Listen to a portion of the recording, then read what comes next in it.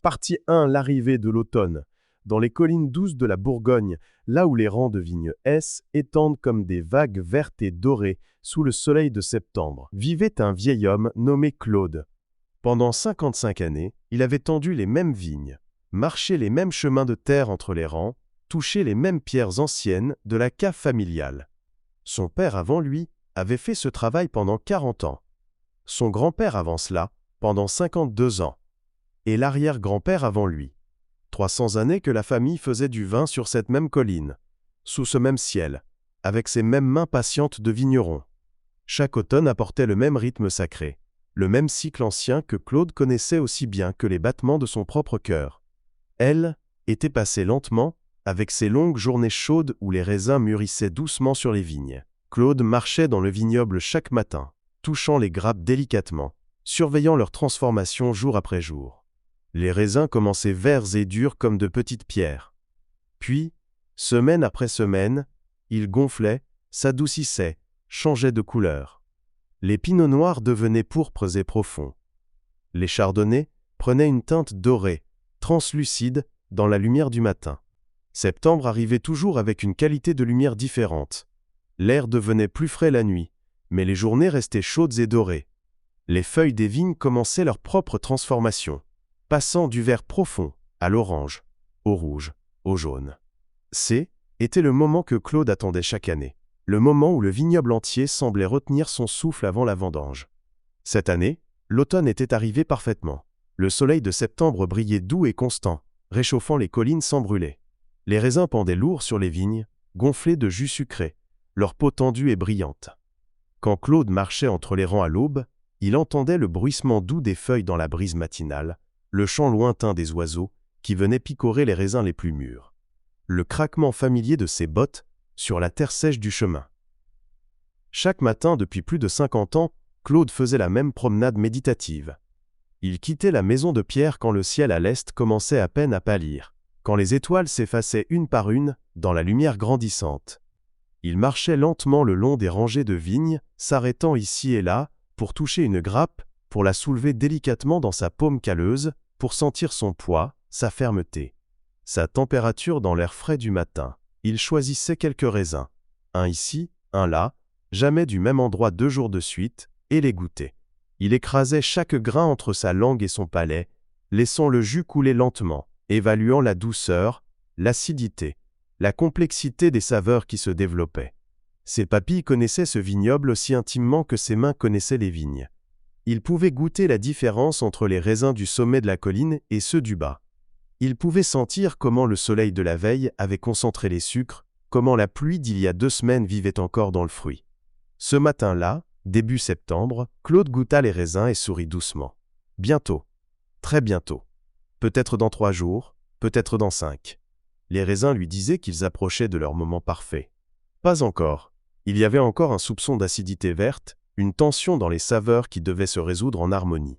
Mais bientôt. Il pouvait le sentir dans l'air, le voir dans la couleur changeante des feuilles, le goûter dans les raisins qui mûrissaient exactement comme ils devaient mûrir. Il leva les yeux vers le ciel. Bleu profond, clair, quelques nuages légers à l'horizon oriental où le soleil commençait à se lever. Il sentit la brise, douce, venant du sud-ouest, apportant de l'air sec et chaud des terres plus au sud. Bon, très bon. Quelques jours de plus de ce temps, et les raisins seraient parfaits. Claude retourna lentement vers la maison de pierre, vers la cuisine où sa femme Marie préparait le café du matin comme elle le faisait depuis 52 ans de mariage.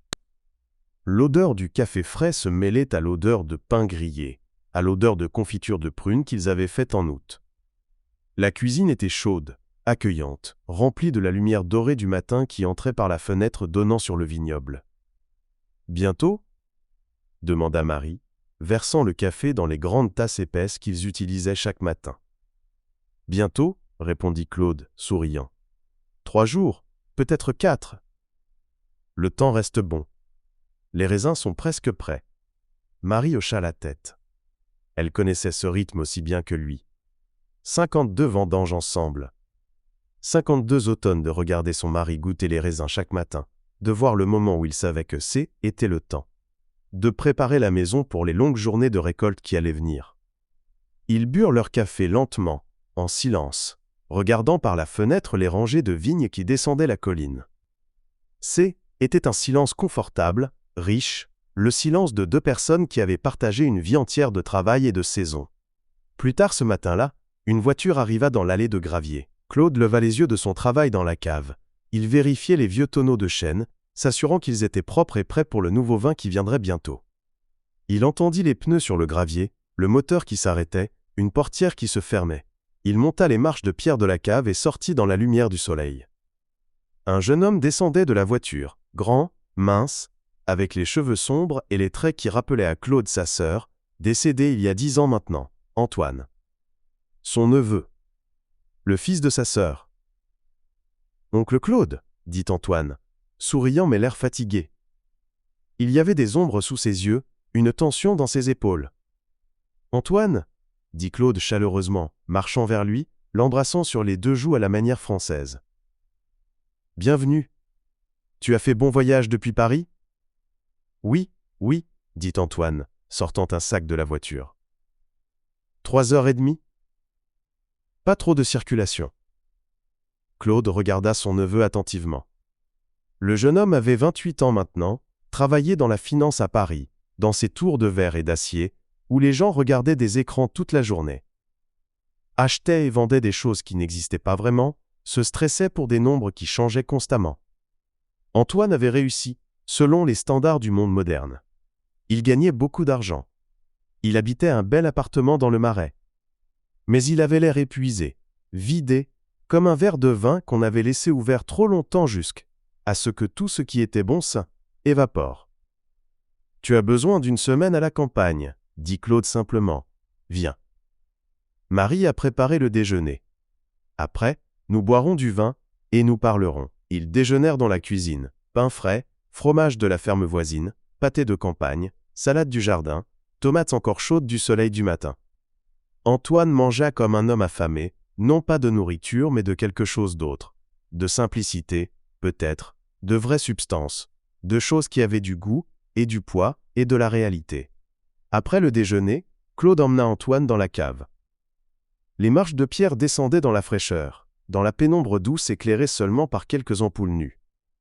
L'air était différent ici, frais, humide, chargé de l'odeur riche et complexe du vin qui vieillissait dans les tonneaux de chêne. La cave avait des murs de pierre épais, construits il y a 200 ans, peut-être plus. La température restait constante toute l'année, 14 degrés Celsius, parfait pour le vieillissement du vin. Les tonneaux étaient alignés en rangées, certains grands, certains petits, certains si vieux que le chêne était presque noir, marqué par des décennies de vin qui avaient trempé dans le bois. Claude marcha lentement entre les tonneaux, traînant ses doigts le long du bois lisse.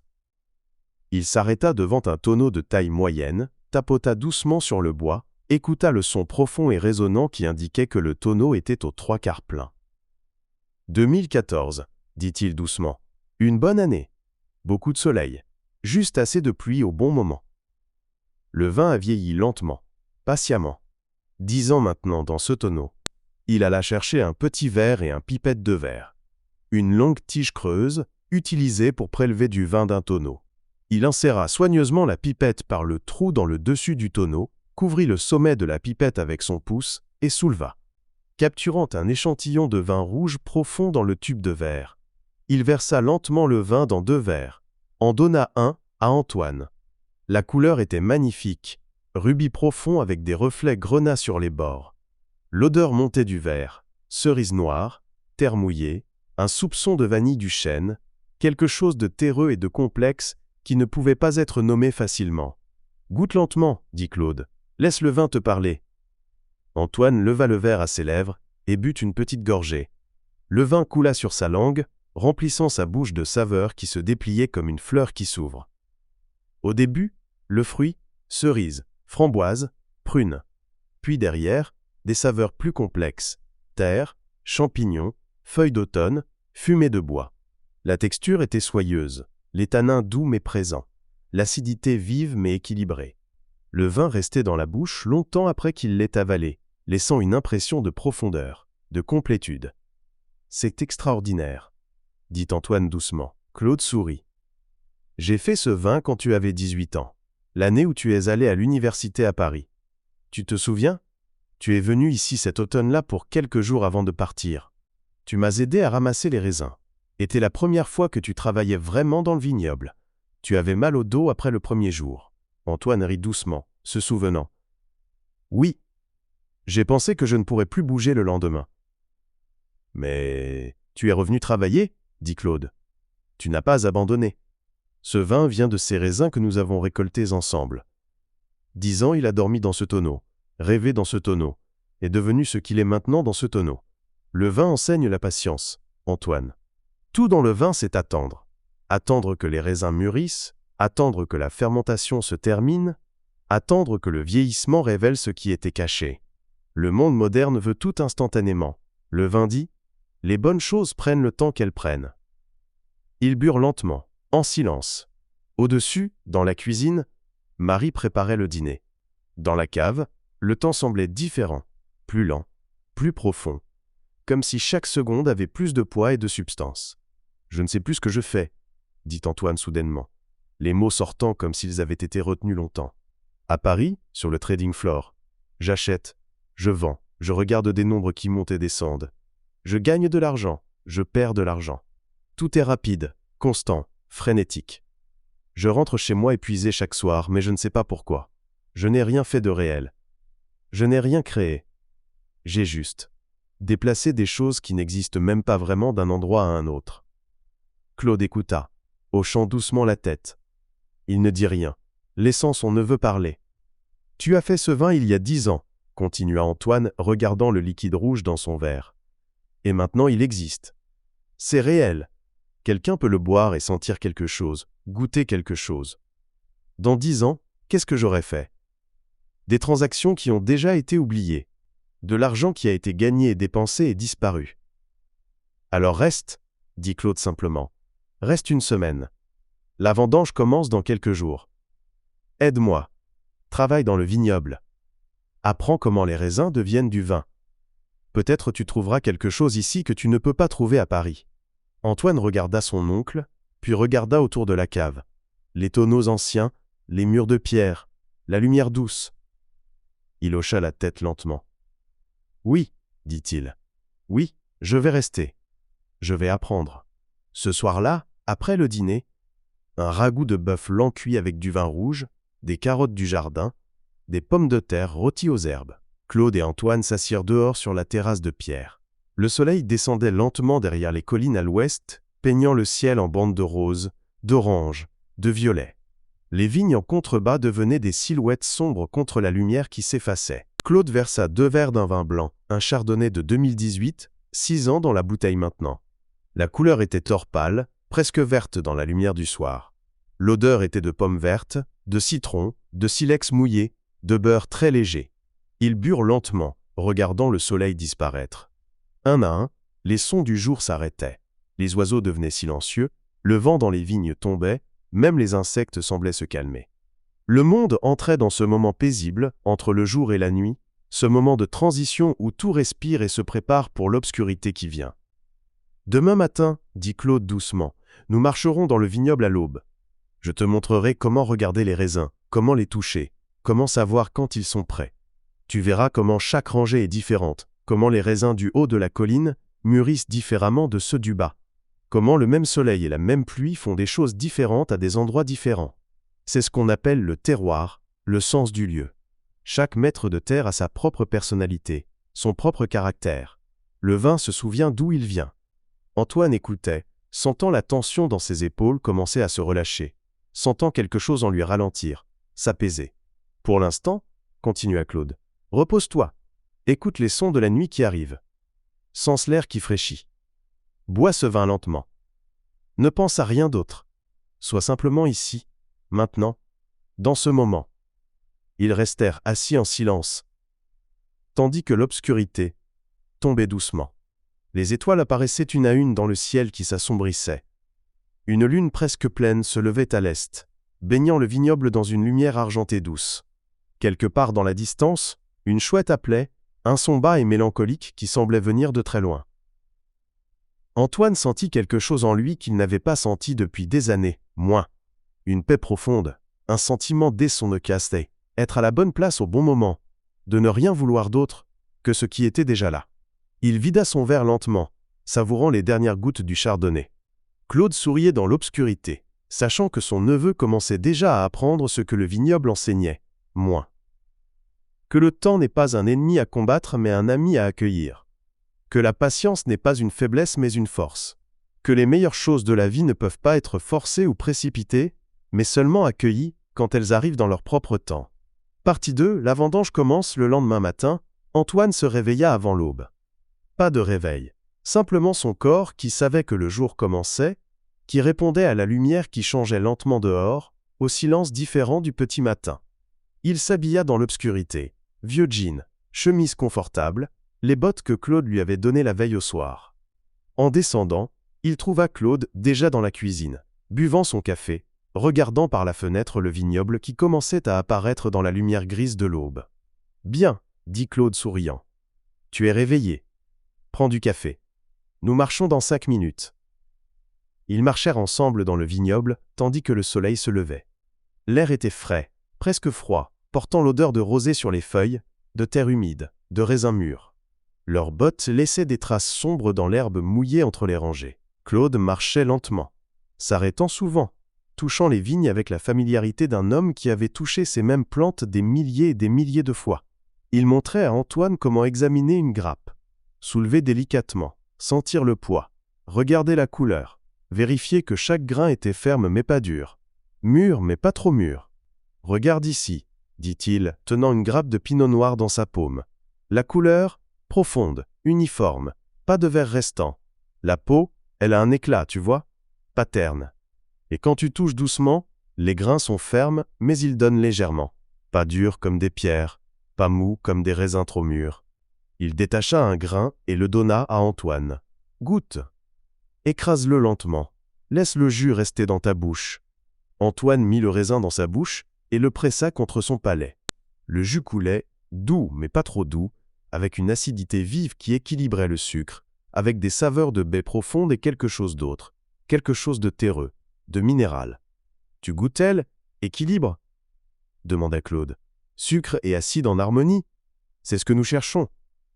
Trop tôt, trop d'acide, pas assez de douceur. Trop tard, trop de sucre, pas assez d'acidité.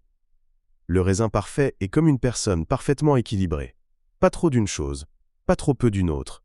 Tout en proportion correcte. » Ils continuèrent à marcher, rangée après rangée. Le soleil montait lentement, touchant d'abord le sommet de la colline, puis descendant graduellement, apportant la lumière dorée et la chaleur. Les ombres raccourcissaient.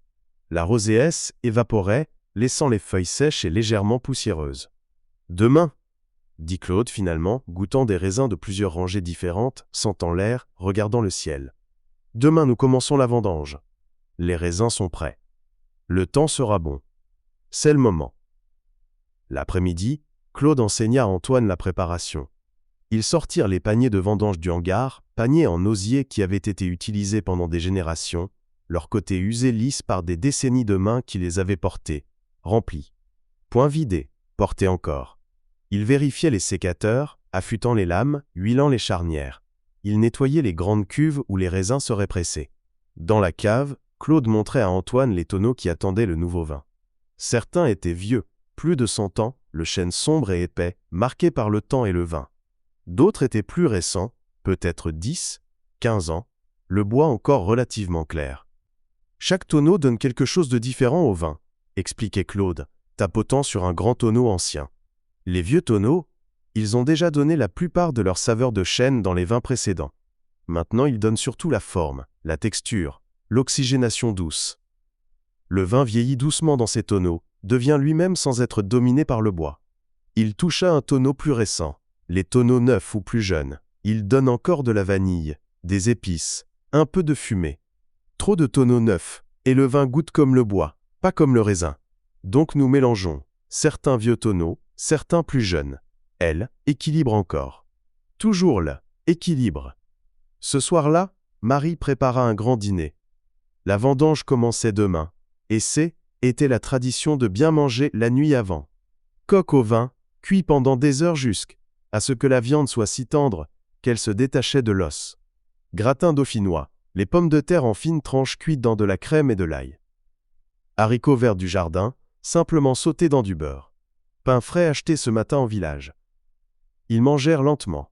Savourant chaque bouchée, Claude ouvrit une bouteille spéciale. Un pinot noir de 2009, 15 ans maintenant. Le vin avait atteint sa maturité parfaite, encore vivant et frais, mais avec la complexité et la profondeur que seul le temps peut apporter. Les saveurs étaient comme une symphonie, chaque note distincte, mais toutes jouant ensemble en harmonie parfaite. La vendange est un travail sacré, dit Claude, tournant son verre lentement, regardant le vin attraper la lumière. Chaque année, nous recevons un cadeau, les raisins que la vigne a faits, que le soleil et la pluie ont nourris, que la terre a façonné. Notre travail est de recevoir ce cadeau avec respect, avec soin, avec gratitude. Nous ne forçons pas les raisins à devenir du vin. Nous créons les conditions pour qu'ils se transforment eux-mêmes. Antoine écoutait, sentant le poids et l'importance de ce qui allait commencer demain. Ce N n'était pas simplement un travail agricole, était quelque chose de plus profond, quelque chose de presque spirituel. Une participation à un cycle qui avait continué pendant des siècles, qui continuerait pendant des siècles de plus. Cette nuit-là, couché dans le lit confortable dans la petite chambre sous les poutres, Antoine écoutait les sons de la nuit à la campagne. Le vent doux dans les arbres, le cri lointain d'un renard, le silence profond et riche qui n'existe jamais dans une ville. Il s'endormit rapidement, profondément, sans rêve.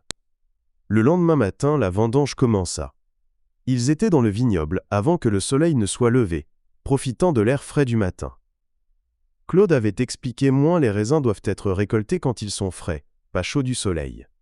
Les raisins chauds commencent à fermenter trop vite, deviennent difficiles à contrôler. Les raisins frais peuvent être manipulés doucement, pressés soigneusement, transformés en vin avec précision. Claude montrait à Antoine la technique. Comment tenir les sécateurs, comment trouver la tige de la grappe avec les doigts sans regarder, les yeux regardant déjà la prochaine grappe. Comment couper proprement, sans écraser les raisins. Comment placer doucement la grappe dans le panier, sans la laisser tomber. Chaque grappe compte, disait Claude, travaillant de ses mains expertes, coupant grappe après grappe, avec une rapidité qui venait de 55 ans de pratique. Nous récoltons à la main, parce que les mains savent ce que les machines ne peuvent jamais apprendre, moins.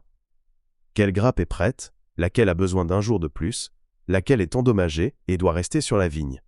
Les machines prennent tout, bon, mauvais, mûr, pas mûr. Les mains choisissent. C'est ce qui fait le vin de Bourgogne. Au début, Antoine était lent, maladroit. Il laissait tomber des grappes. Il coupait au mauvais endroit. Ses doigts ne trouvaient pas facilement les tiges. Mais Claude était patient, montrant encore et encore, ne se fâchant jamais, sachant que l'apprentissage prend du temps. Graduellement, Antoine trouvait un rythme. Ses mains commençaient à comprendre ce que son esprit ne pouvait pas expliquer. Comment toucher les vignes, comment sentir les grappes, comment couper proprement. Grappe, coupe, panier. Grappe, coupe, panier. Encore et encore, rangée après rangée. Le soleil montait.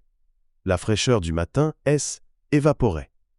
La chaleur arrivait, pas oppressante, mais forte, réchauffant les épaules, faisant briller la sueur sur les fronts. Claude chantait doucement en travaillant, de vieilles chansons de vendange, que son père lui avait apprises, que son grand-père avait chantées avant lui. Les mélodies étaient simples, répétitives, parfaites pour le travail répétitif de la récolte. Dans les vignes de Bourgogne, chantait Claude doucement, les raisins mûrissent au soleil, les mains cueillent avec patience, chaque grappe est un don du ciel. Antoine trouvait lui-même en train de fredonner les mélodies, même s'il ne connaissait pas tous les mots. Il y avait quelque chose de méditatif dans le travail, le mouvement répétitif, les chansons douces, le soleil qui réchauffait, les rangées de vignes qui, étendaient devant et derrière. Son esprit devenait calme, vide de pensées de Paris, de trading, de stress. Il y avait seulement les raisins, les vignes, le panier qui se remplissait lentement. À midi, quand le soleil était au plus haut et la chaleur à son maximum, il s'arrêtait. Était la tradition. Travailler pendant les heures fraîches, se reposer pendant les heures chaudes. Il portait les paniers pleins jusqu'à la cave, les vidait soigneusement dans les grandes cuves, puis retournait à la maison pour le déjeuner. Marie avait préparé un repas simple mais copieux, une grande salade avec des tomates, des concombres, des œufs durs, du thon de la boîte, du pain et du fromage. Une tarte aux pommes faite ce matin avec des pommes du verger derrière la maison. Ils mangèrent sur la terrasse à l'ombre, buvant de l'eau fraîche du puits, se reposant après le travail du matin. Après le déjeuner, Claude emmena Antoine dans la cave pendant les heures chaudes de l'après-midi. Était le moment de s'occuper des vins qui vieillissaient déjà, moins le travail constant et patient du vigneron qui ne s'arrête jamais, même pendant la vendange. « Le vin est vivant », expliquait Claude, marchant lentement entre les rangées de tonneaux. « Il respire, il change, il a besoin d'attention. Comme un enfant qui grandit. Tu ne peux pas simplement le mettre dans une pièce et l'oublier. Tu dois vérifier, écouter, surveiller. » Il s'arrêta devant un tonneau, posa sa main à plat sur le bois, comme s'il pouvait sentir ce qui se passait à l'intérieur. Ce vin, 2022, 3 ans maintenant. Encore jeune, encore en développement. Écoute. Il tapota doucement sur le côté du tonneau avec ses jointures. Un son profond, résonnant, plein. Tu entends? Le tonneau est plein. Bon. Mais le vin évapore lentement à travers le bois, ce qu'on appelle la part des anges. Chaque année, nous perdons peut-être 2-3% du volume. Donc, nous devons houiller, moins, ajouter du vin du même millésime, pour garder le tonneau plein. Il montra à Antoine le processus, retirer soigneusement le bouchon de bois sur le dessus du tonneau, insérer un entonnoir long et fin, verser lentement du vin de réserve jusqu'à ce que le tonneau soit plein jusqu'au bord, puis replacer le bouchon fermement. « Pourquoi c'est important de garder plein ?» demanda Antoine. « L'air, » répondit Claude. « Trop d'air dans le tonneau, et le vin s'oxyde, devient comme du vinaigre. Un peu d'air, juste ce qui passe lentement à travers le bois. C'est bon. Ça adoucit le vin, arrondit les tanins. Mais trop d'air, c'est la mort du vin. Donc nous gardons plein, nous surveillons, nous prenons soin. » Ils passèrent l'après-midi dans la fraîcheur de la cave, vérifiant les tonneaux, goûtant de petits échantillons avec la pipette de verre, prenant des notes dans le cahier épais, où Claude enregistrait tout, date, observation, changement. Le cahier était vieux, usé, tenu par un élastique. Les pages étaient pleines de L, écriture de Claude, 55 ans d'observation, de millésimes, de notes sur comment chaque vin se développait. Antoine lisait quelques pages, des notes de 1970, 1985, 1999. Chaque année racontait son histoire. Été sec, vendange précoce. Pluie en septembre, récolte difficile, mais bon résultat final. Année parfaite, soleil, chaleur, raisin magnifique. Décennie après décennie de saisons, de vendanges, de vins qui naissaient, grandissaient, atteignaient leur maturité. C'est la mémoire du vignoble, dit Claude, touchant le cahier avec affection. Mon père tenait un cahier comme celui-ci. Son père avant lui. Quand je ne sais pas comment gérer quelque chose, un problème avec la fermentation, une question sur combien de temps vieillir un vin, je peux regarder en arrière, voir ce que mon père a fait, ce que mon grand-père a fait. Les réponses sont souvent là, dans les pages anciennes. Vers 4 heures de l'après-midi, quand la chaleur du jour commençait à diminuer, il retournait au vignoble. Le soleil était plus bas maintenant, la lumière plus douce, l'air commençant à fraîchir. Il travaillait jusqu'au crépuscule, grappe après grappe, rangée après rangée, les paniers se remplissant, se vidant dans les cuves, se remplissant encore. Le dos d'Antoine commençait à lui faire mal, se pencher constamment, se redresser, se pencher encore. Ses mains étaient collantes de jus de raisin, ses doigts légèrement engourdis de tenir les sécateurs pendant des heures. Mais il y avait une satisfaction dans le travail. Voir les rangées se vider de leurs raisins, voir les cuves se remplir dans la cave. Savoir que chaque grappe récoltée était une grappe de plus qui deviendrait du vin. Quand le soleil touchait l'horizon, peignant le ciel en bandes de rose et d'or, Claude appelait la fin de la journée. Il portait les derniers paniers à la cave, nettoyait les sécateurs, rangeait tout soigneusement pour le lendemain. « Premier jour fait », dit Claude, souriant, posant sa main sur elle, épaule d'Antoine. « Tu as bien travaillé. Demain, tes muscles seront douloureux. Mais c'est bon.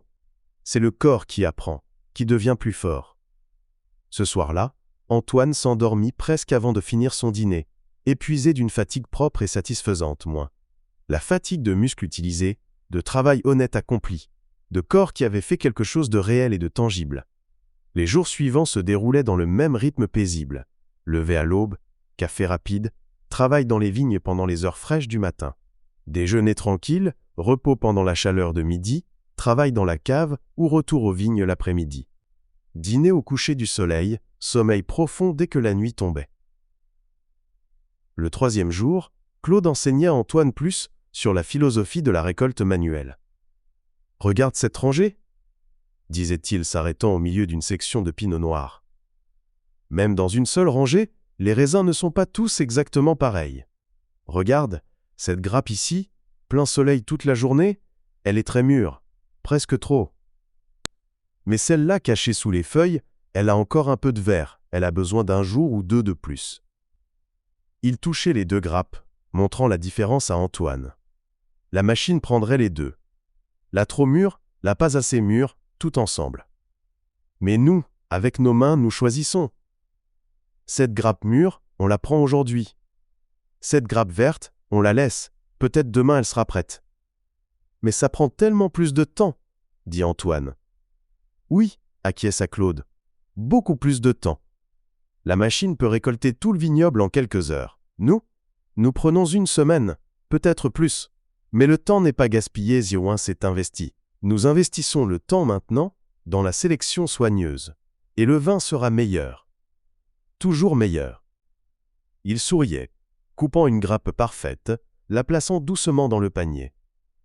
Le monde moderne pense que rapide est mieux. Mais le vin enseigne. Lent est mieux, patient est mieux. Soigné est mieux. Cette leçon s'applique au vin, mais aussi à tout dans la vie. Le 4e jour, Antoine remarquait des changements en lui-même. Ses mains développaient des callosités aux bons endroits, là où les sécateurs reposaient, là où les paniers frottaient quand il les portait. Son dos, bien que toujours douloureux, était plus fort. Il pouvait travailler plus longtemps sans fatigue. Ses mouvements devenaient plus fluides, plus efficaces. Ses mains trouvaient les grappes sans chercher, ses doigts sentaient les tiges instantanément. Mais les changements n'étaient pas seulement physiques. Son esprit aussi changeait. À Paris, il était constamment agité, pensant au prochain trade, vérifiant son téléphone, inquiet de ce qu'il pourrait manquer. Ici, son esprit devenait calme, silencieux. Il pouvait travailler pendant des heures, sans penser à rien d'autre que les raisins devant lui.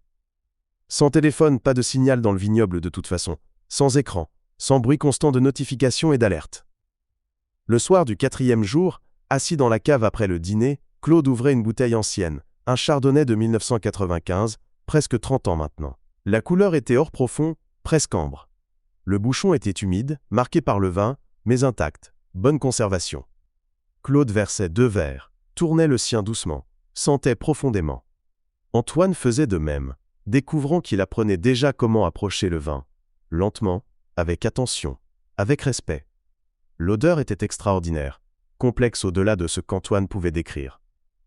Pommes cuites, miel, noisettes grillées, beurre, quelque chose de minéral, comme des pierres mouillées, quelque chose de floral, comme des fleurs séchées.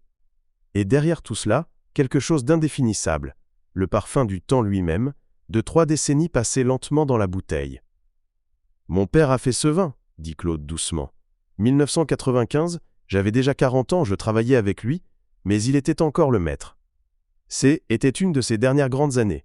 Il est mort en 1998. Ce vin porte sa main, son savoir, son âme en quelque sorte. Ils burent en silence, laissant le vin raconter son histoire. Sur la langue d'Antoine, les saveurs se dépliaient comme un livre ancien qui s'ouvre, chaque gorgée révélant de nouvelles pages, de nouvelles profondeurs. Le vin était vivant même après presque 30 ans, frais, vibrant, complexe, magnifique. Le vin est une forme de voyage dans le temps, dit Claude après un long moment. Quand je bois ce vin, je goûte 1995 cette année-là, ce soleil, cette pluie, ces raisins. Je me souviens de travailler avec mon père, jeune homme encore même à 40 ans, apprenant de lui. Il est parti maintenant, mais il vit dans ce vin. Ses mains ont touché ces raisins. Ses décisions ont façonné ce vin. Quand tu le bois, tu touches quelque chose qu'il a créé, tu connais quelque chose de qui il était. Antoine sentit des larmes lui monter aux yeux. Pas de tristesse exactement, mais des émotions profondes, de connexion à quelque chose de plus grand que lui-même. Ce vin N n'était pas juste une boisson. C était une mémoire liquide, une histoire vivante, un pont entre le passé et le présent. C'est pour ça, continua Claude, que nous prenons tant de soin. Chaque décision compte, quand récolter, comment presser, dans quel tonneau vieillir, combien de temps attendre. Ces décisions vivront pendant des décennies, peut-être un siècle. Le vin que nous faisons cette année, quelqu'un le boira peut-être en 2050, 2060. Qu'est-ce qu'ils goûteront? Ils goûteront ces raisins, ce septembre 2024, ce soleil, cette pluie. Ils goûteront nos mains, notre soin, notre patience. Nous faisons du vin pour des gens que nous ne rencontrerons jamais, pour un futur que nous ne verrons pas. C'est un acte de foi, d'espoir, de générosité vers le futur. Le 5e jour, il commençait le pressage des premiers raisins récoltés. Les raisins avaient reposé dans les cuves pendant 2 jours, écrasés par leur propre poids, le jus commençant à couler naturellement. Maintenant, il fallait presser plus complètement, extraire le jus qui restait, tout en évitant d'extraire l'amertume des pépins et des tiges. Claude utilisait un pressoir traditionnel, une grande cage en bois avec un mécanisme à vis au centre. Le pressoir était vieux, acheté par le grand-père de Claude dans les années 1920, encore parfaitement fonctionnel presque 100 ans plus tard. « Regarde comment nous faisons, » disait Claude, montrant à Antoine comment charger les raisins dans le pressoir. Nous remplissons la cage, puis nous tournons la vis lentement, doucement. Pas de force, pas de précipitation. La pression augmente graduellement, le jus coule. Nous pressons un peu, puis nous attendons, laissons le jus sain, écouler naturellement. Puis nous pressons un peu plus. Le jus coulait du pressoir dans un grand baquet, pour le chardonnay, un liquide or pâle, légèrement trouble, sentant frais et doux et vivant. Pour le pinot noir, un jus rubis foncé, riche, avec l'odeur profonde de baies et de terre. Le pressage rapide, le pressage violent, expliquait Claude, ça extrait tout, le bon mais aussi le mauvais, les tanins amers des pépins, l'astringence des tiges. Le vin devient dur, désagréable. Le pressage lent, patient, extrait seulement le bon, le jus pur, les saveurs douces. Ça prend des heures au lieu de minutes, mais le résultat, le vin sera élégant, équilibré, agréable à boire. Ils travaillaient ensemble, tournant la grande vis en bois, Antoine poussant, Claude guidant, trouvant un rythme ensemble. Tourner, presser, attendre. Tourner, presser, attendre. Le jus coulait en flux continu dans le baquet, s'accumulant lentement, précieusement. Antoine trouvait quelque chose de méditatif dans le travail, le mouvement répétitif, circulaire, le son du bois qui craque doucement sous la pression, le parfum riche du jus frais. Ses pensées dérivaient, devenaient calmes, vides. Il y avait seulement le moment présent, le pressoir, le jus, les mains sur le bois, les muscles travaillant en rythme constant. Quand le jus arrêtait de couler, il relâchait la pression, retirait le marc de raisin pressé, moins les peaux, les pépins, les tiges, maintenant secs et compacts. Ce marc irait sur le compost, retournerait à la terre, nourrirait le vignoble pour les années futures.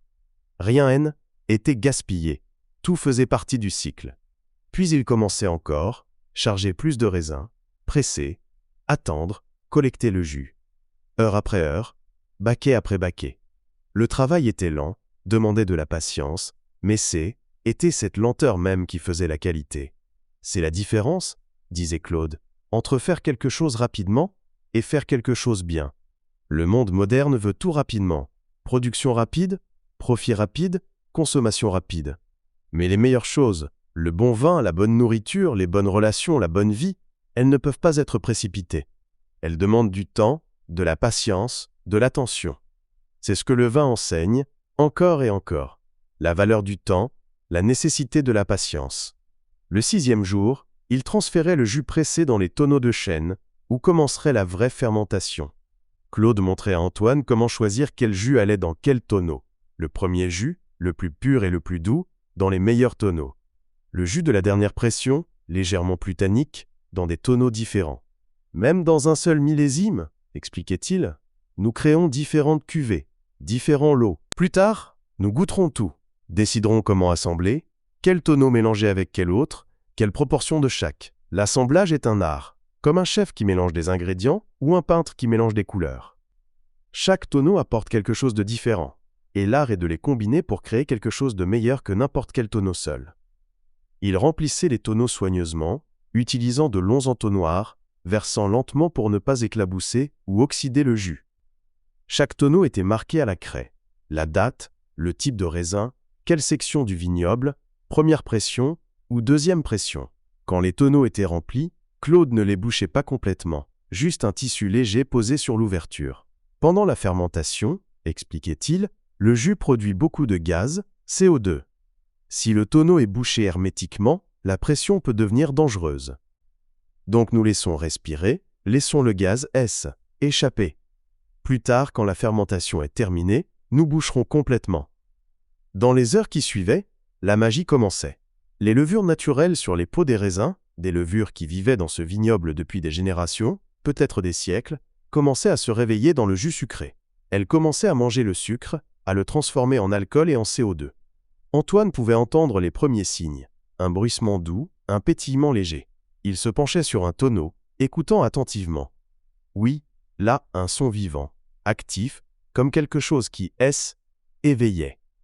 C'est la naissance du vin, disait Claude doucement, debout à côté d'Antoine, écoutant aussi. Le jus devient vin. Nous ne le faisons pas arriver. Ça arrive tout seul, naturellement, quand les conditions sont bonnes. Notre travail était de créer ces conditions, récolter au bon moment, presser doucement, mettre dans des tonneaux propres à la bonne température. Maintenant la nature fait son travail. La transformation a commencé. Il restait dans la cave, écoutant, sentant l'odeur qui changeait, du jus sucré et frais, vers quelque chose de plus complexe, de levuré, de vivant. La température dans la cave montait légèrement. La fermentation générait de la chaleur. Les sons devenaient plus forts, un bouillonnement doux et constant, comme une conversation chuchotée entre les tonneaux. « C'est mon moment préféré de l'année », disait Claude, souriant dans la pénombre de la cave. Quand la fermentation commence. Chaque année, même après 55 ans, ça me remplit de joie. Le vin naît encore. Le cycle continue. La vie se renouvelle. Le 7e jour, le dernier jour d'Antoine avant de retourner à Paris, il finissait la vendange.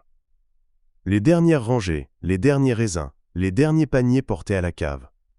Le vignoble était vide maintenant, les vignes nues sauf pour les feuilles qui continuaient à tourner leur couleur d'automne, orange profond, rouge rubis, jaune d'or. Ce soir-là, après le dernier dîner, Claude emmena Antoine faire une promenade dans le vignoble déshabillé. Il marchait lentement entre les rangées vides, touchant les vignes qui avaient donné leur récolte, écoutant le vent qui murmurait dans les feuilles colorées. « Maintenant les vignes se reposent, » disait Claude. « Elles ont donné tout ce qu'elles avaient, toute leur énergie est allée dans les raisins que nous avons récoltés. Maintenant elles entrent dans leur dormance, leur sommeil d'hiver. Les feuilles tomberont bientôt, la sève descendra dans les racines. La vigne dormira sous la neige, sous le gel, attendant patiemment le printemps qui reviendra. » Ils s'arrêtèrent au sommet de la colline, regardant le soleil qui descendait à l'ouest, peignant le ciel en couleurs spectaculaires, violet profond, rose intense, orange brûlant.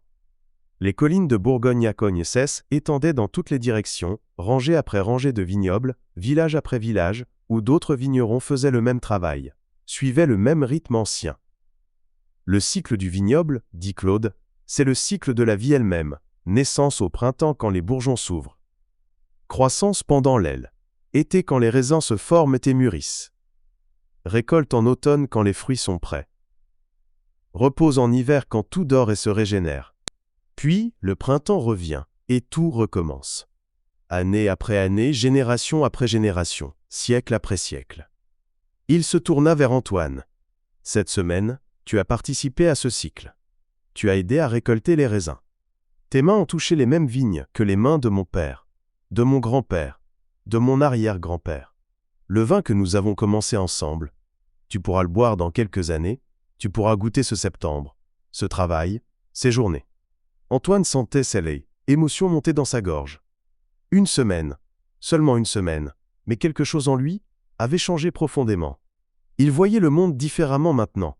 Il comprenait quelque chose sur le temps, sur la patience, sur la valeur de faire les choses lentement et bien.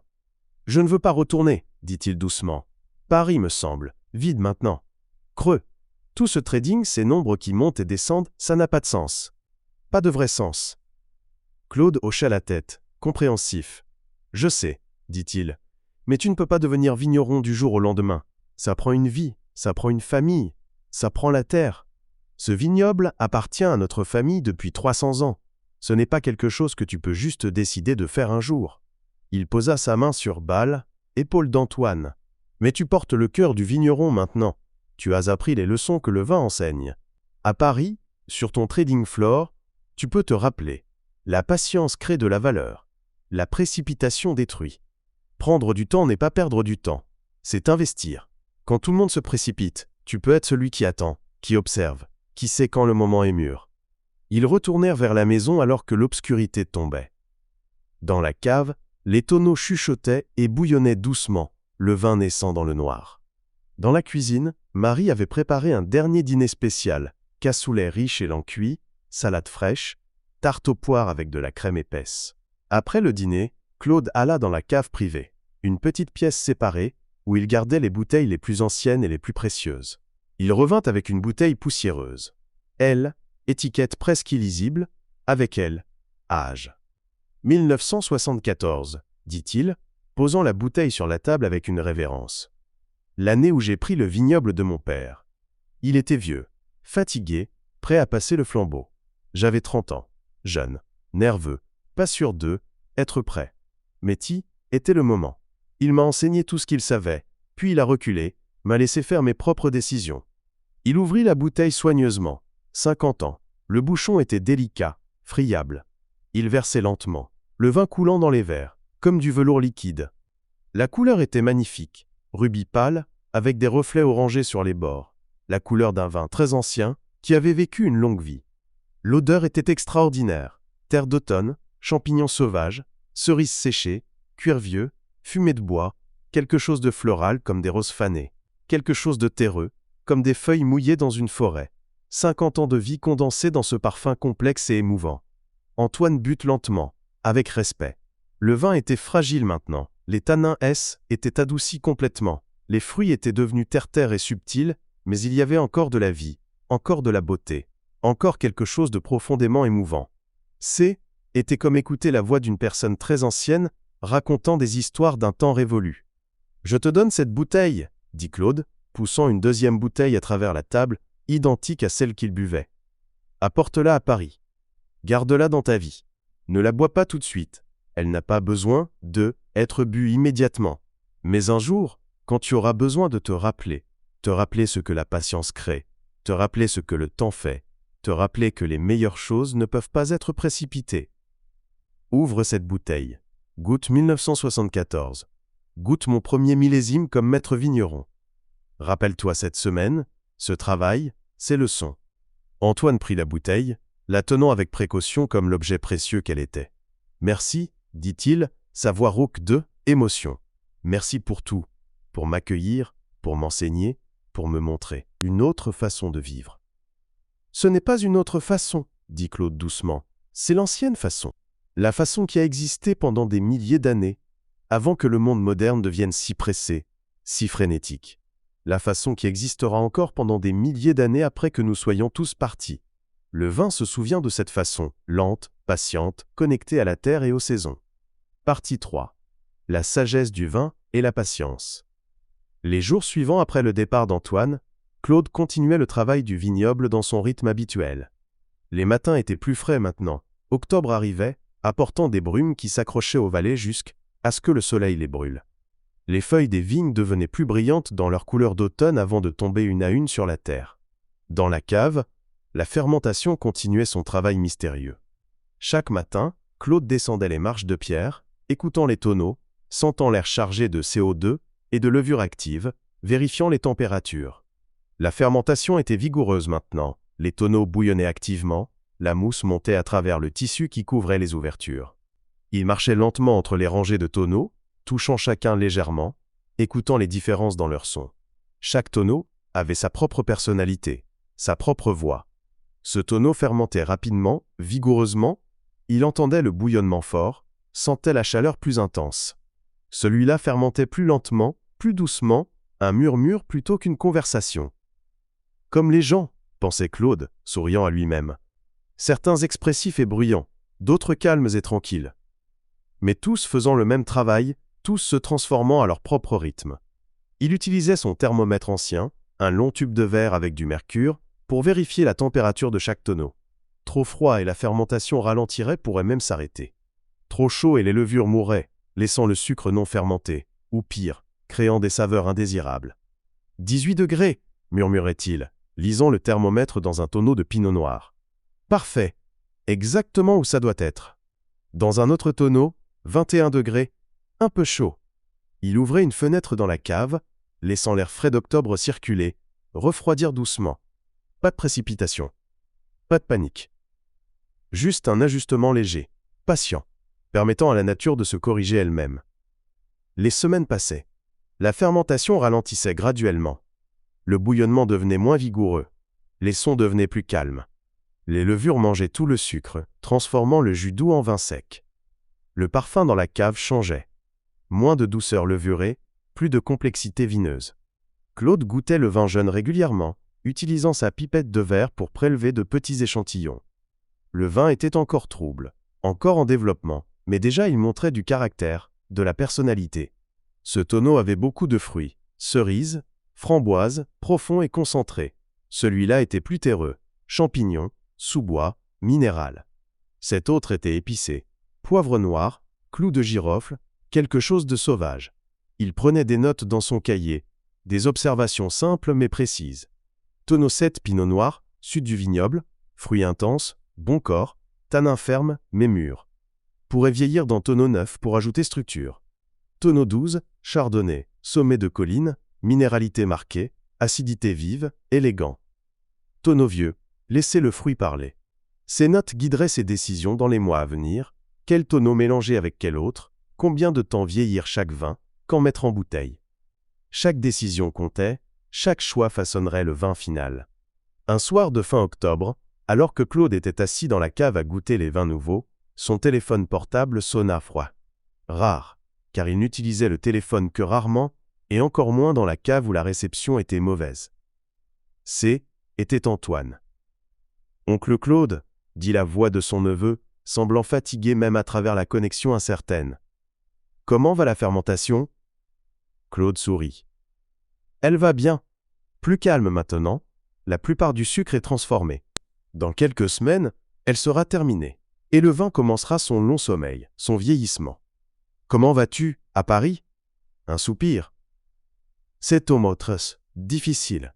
Être de retour ici, dans ce monde de vitesse et de stress. J'essaye de me rappeler ce que tu m'as enseigné, la patience, prendre le temps. Mais tout ici pousse dans la direction opposée. Vite, vite, vite, plus vite.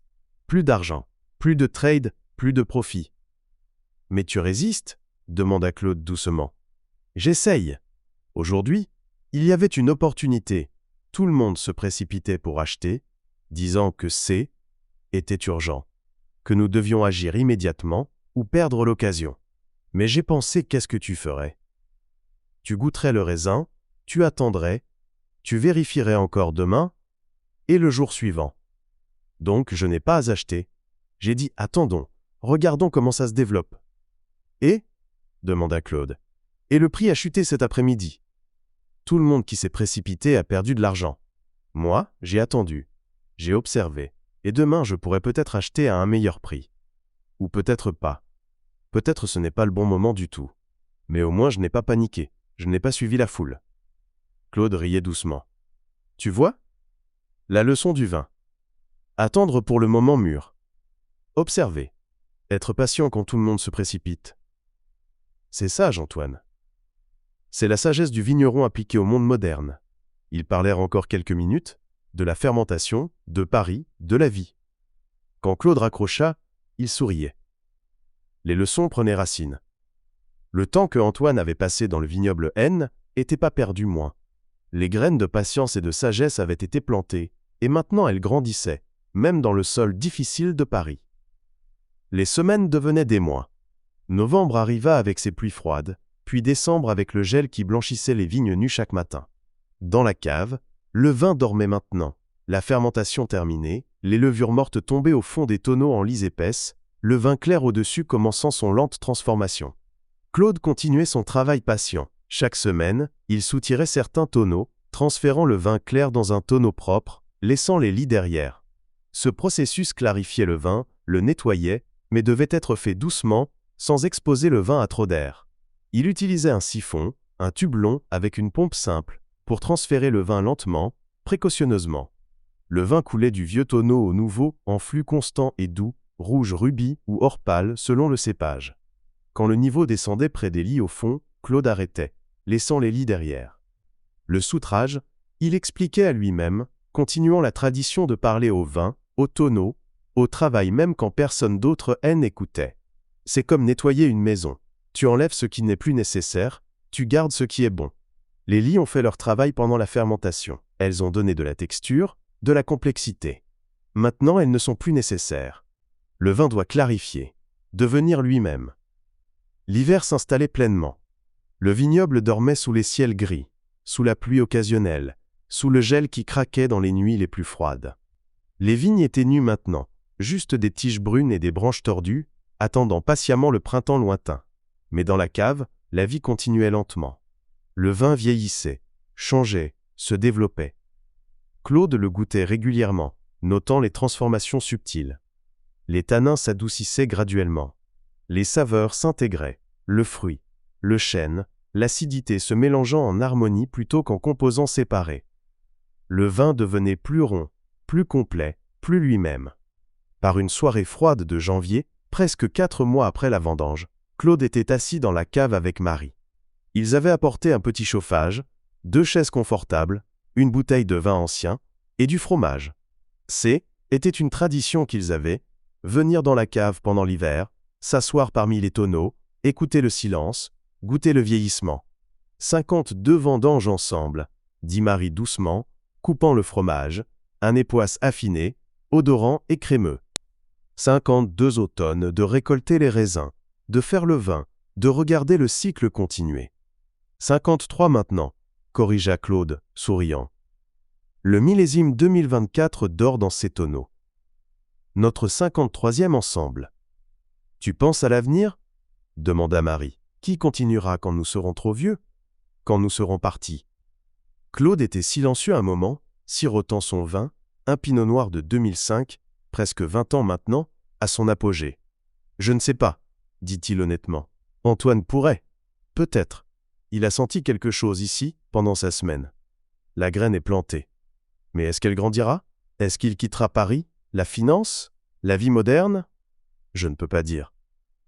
C'est comme le vin, dit Marie. Tu plantes, tu tends, mais tu ne peux pas forcer. La plante pousse, si les conditions sont bonnes, si le moment est bon. Sinon elle ne pousse pas. Et tu dois accepter. Oui, acquiesça Claude. Mon grand-père a planté ces vieilles vignes en bas de la colline pour moi, pour un petit-fils qu'il ne connaîtrait jamais. Il ne savait pas si j'aimerais le vin, si je voudrais être vigneron. Mais il a planté quand même, avec foi, avec espoir. Maintenant ces vignes donnent du vin magnifique, depuis 80 ans. J'ai planté de nouvelles vignes il y a 5 ans. Elles ne donneront leur meilleur vin que dans 15-20 ans de plus. Pour qui ? Pour moi ? Non, je serai trop vieux, peut-être parti. Pour Antoine ? Pour ses enfants ?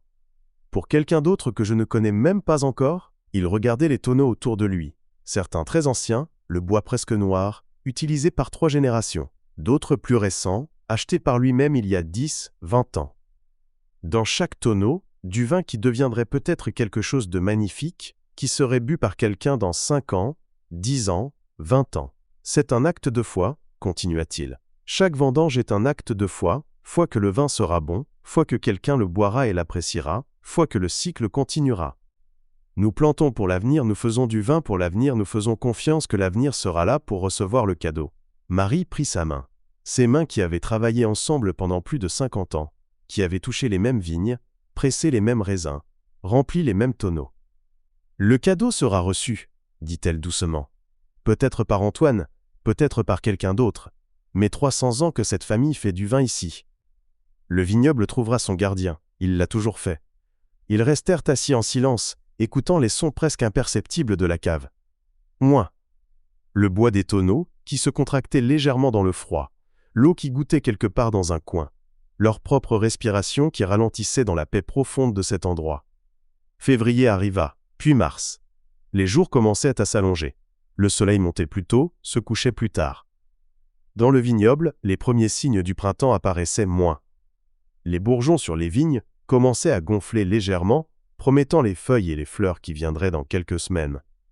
Dans la cave, Claude commençait à penser à l'assemblage, le moment de décider quel tonneau mélanger avec quel autre pour créer le vin final. Il avait goûté chaque tonneau plusieurs fois au cours de l'hiver, avait pris des notes, avait commencé à imaginer les combinaisons possibles.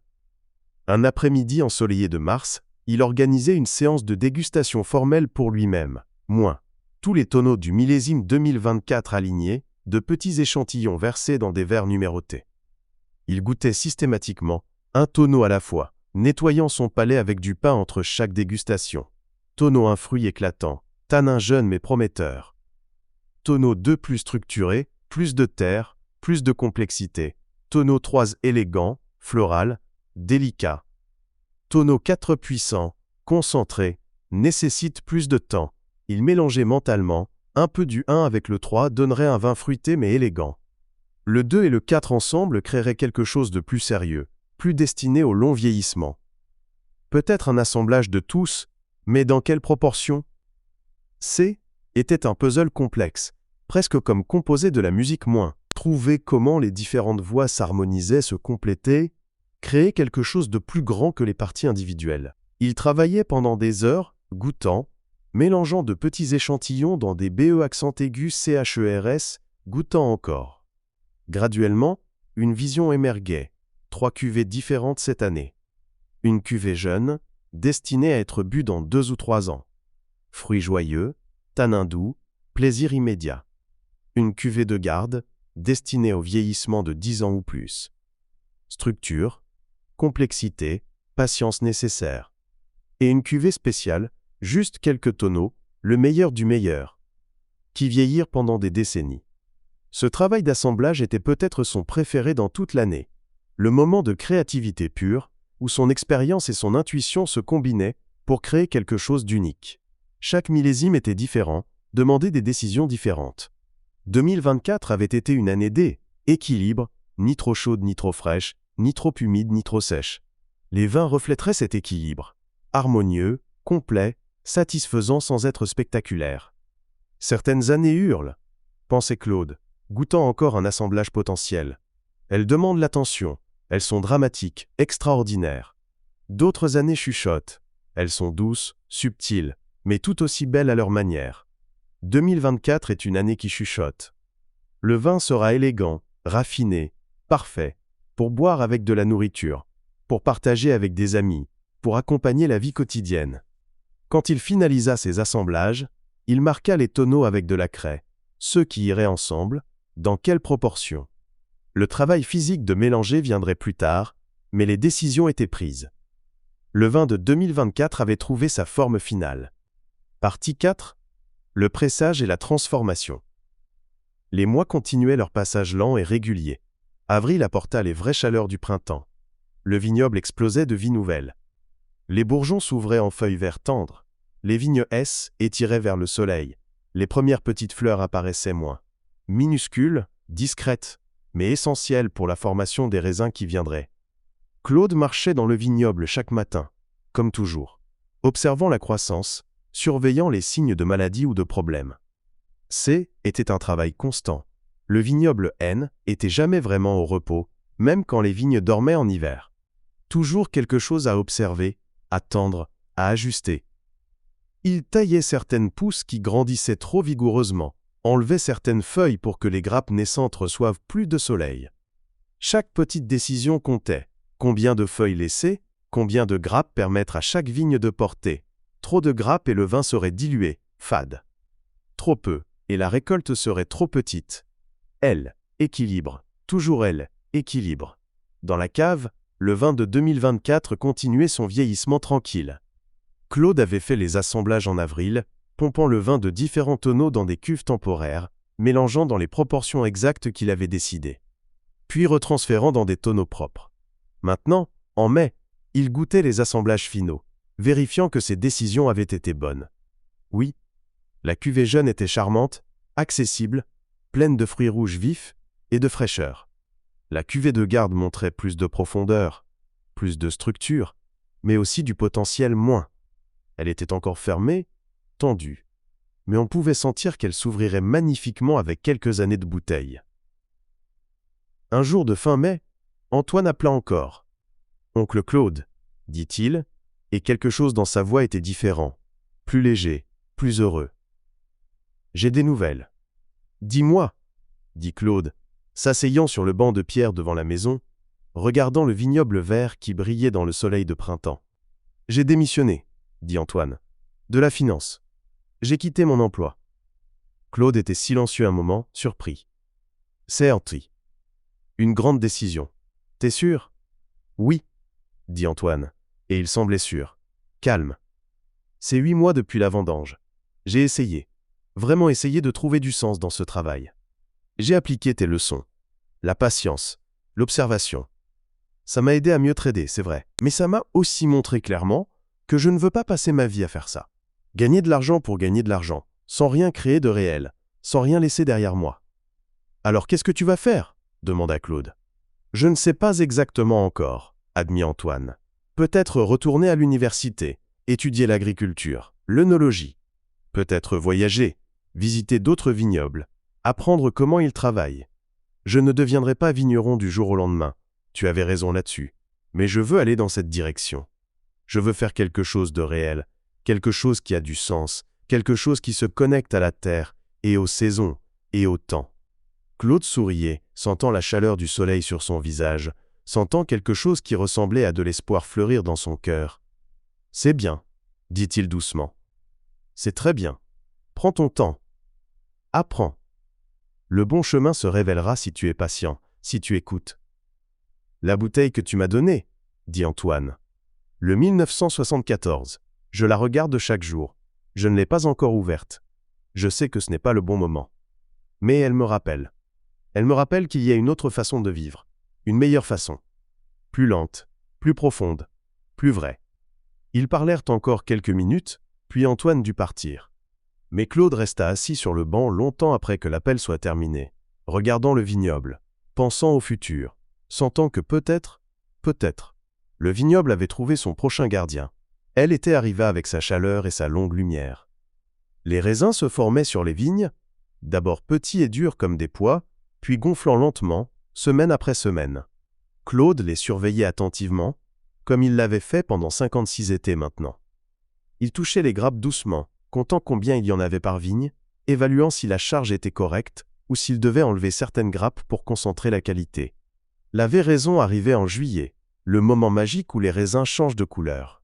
Les pinots noirs passaient du vert au rouge, du dur au tendre. Les chardonnays prenaient une teinte dorée, translucide. Était un signe que la maturité approchait, que l'automne et la prochaine vendange N étaient plus si loin. Dans la cave, Claude commençait à préparer pour la mise en bouteille de certains vins plus anciens. Le millésime 2022, après 2 ans en tonneau, était prêt. Il goûtait une dernière fois, s'assurant que le vin était stable, clair, prêt pour la bouteille, où il continuerait à évoluer pendant des années. La mise en bouteille était toujours un moment important. Le vin quittait le tonneau où il était né, entrait dans la bouteille où il vivrait le reste de sa vie. Était une transformation, une transition, un passage. Claude utilisait une machine simple, une remplisseuse manuelle, avec 6 becs. Il pompait le vin du tonneau dans un réservoir temporaire, puis remplissait les bouteilles une par une. Le vin coulait rouge rubis dans le verre clair, montant jusqu'au niveau correct dans le col de la bouteille. Puis, le bouchon poussait fermement dans le goulot avec une machine à bouchonner. Puis, la capsule rétrécie autour du col avec de la chaleur. Puis, étiquette, collée soigneusement, droite et centrée. Bouteille après bouteille, rangée après rangée. Le travail était répétitif mais satisfaisant. Chaque bouteille représentait un petit morceau de 2022, un petit morceau de cette année-là, ces raisins, ce soleil, cette pluie. Ces bouteilles voyageraient, certaines dans des caves locales, certaines dans des restaurants, certaines dans des maisons privées partout en France et au-delà. Des gens qu'ils ne rencontreraient jamais boiraient ce vin, goûteraient ce vignoble, sentiraient quelque chose de la Bourgogne, de cette colline, de ce terroir. Était un cadeau qu'il envoyait dans le monde, un message en bouteille qui voyagerait à travers le temps et l'espace. Août arriva, chaud et sec. Les raisins mûrissaient rapidement maintenant. Claude les goûtait chaque matin, suivant l'augmentation du sucre, la diminution de l'acidité, le développement des saveurs. Encore quelques semaines, et ce serait le temps de la vendange 2025, sa 56e vendange, le cycle continuant encore. Par un soir d'août, assis sur la terrasse avec Marie, buvant un rosé frais qu'ils avaient fait il y a 2 ans, Claude parlait de ses pensées. Antoine pourrait être prêt dans quelques années, dit-il. S'il étudie sérieusement, s'il travaille dans d'autres vignobles, s'il apprend, peut-être dans 5 ans, 10 ans, il pourrait revenir ici, prendre le vignoble. Je serai vieux alors, 75, 80 ans. Prêt à ralentir, à laisser une nouvelle génération prendre les rênes. Tu ne seras jamais vraiment prêt à arrêter, dit Marie, souriant. Le vin est dans ton sang. Même à 80 ans, tu marcheras dans le vignoble chaque matin, tu goûteras les raisins, tu vérifieras les tonneaux. C'est vrai, admit Claude, riant doucement. Mais je pourrais être le conseiller, le sage ancien qui partage sa sagesse. Antoine pourrait faire le travail physique, prendre les décisions, diriger la vendange. Et moi je serai là pour guider, pour enseigner, pour passer tout ce que j'ai appris. Comme ton père a fait pour toi, dit Marie. Exactement comme mon père a fait pour moi, acquiesça Claude. C'est le cycle. Chaque génération apprend de la précédente, puis enseigne à la suivante. La connaissance se transmet, s'approfondit, s'enrichit avec chaque passage. Le vignoble reste, les techniques de base restent, mais chaque génération ajoute sa propre sagesse, ses propres innovations. Il regardait le soleil qui descendait, peignant les vignes en or. C'est l'immortalité, d'une certaine façon. Pas personnel. Je vais mourir, tu vas mourir, nous tous allons mourir. Mais le vignoble continue. Le vin continue. Les leçons continuent. Un morceau de nous vit dans chaque bouteille que nous faisons, dans chaque vigne que nous plantons, dans chaque personne que nous enseignons. Marie prit sa main. C'est une belle pensée, dit-elle doucement. Septembre approchait.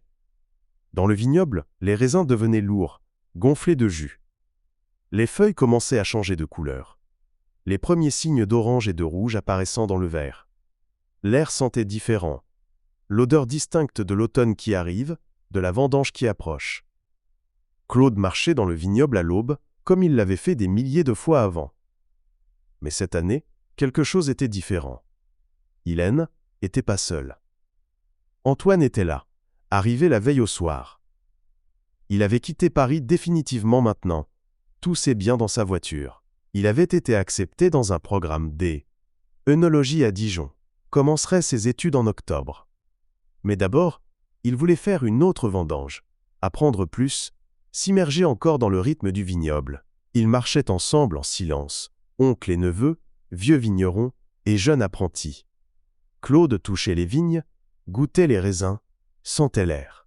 Antoine faisait de même, ses mouvements plus hésitants mais pleins de volonté d'apprendre.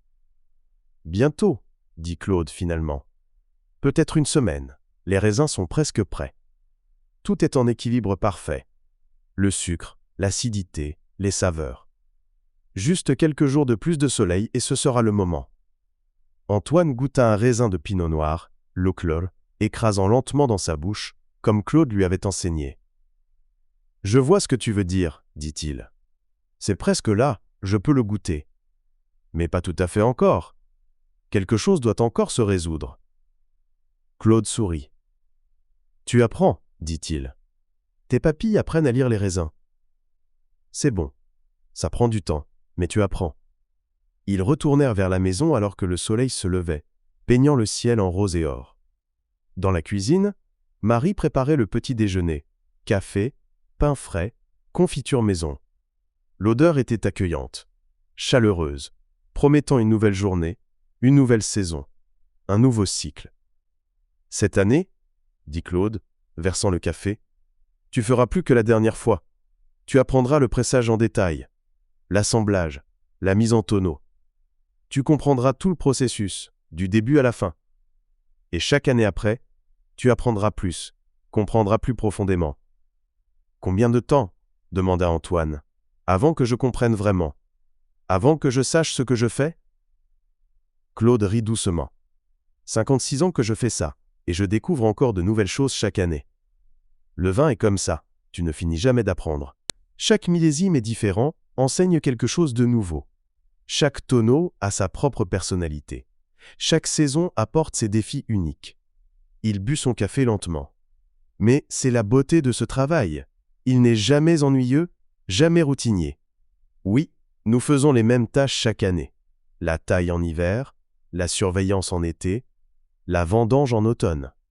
Mais dans ce cadre répétitif, il y a une variation infinie. Chaque année est une nouvelle aventure, une nouvelle histoire. Les jours passaient. Claude enseignait, Antoine apprenait. Ils vérifiaient les tonneaux ensemble, nettoyaient les cuves de pressage, préparaient les paniers de vendange. Marie cuisinait, préparait la maison pour les longues journées de récolte qui viendraient bientôt. Un matin, Claude se réveilla et sut immédiatement. Aujourd'hui. Était le jour.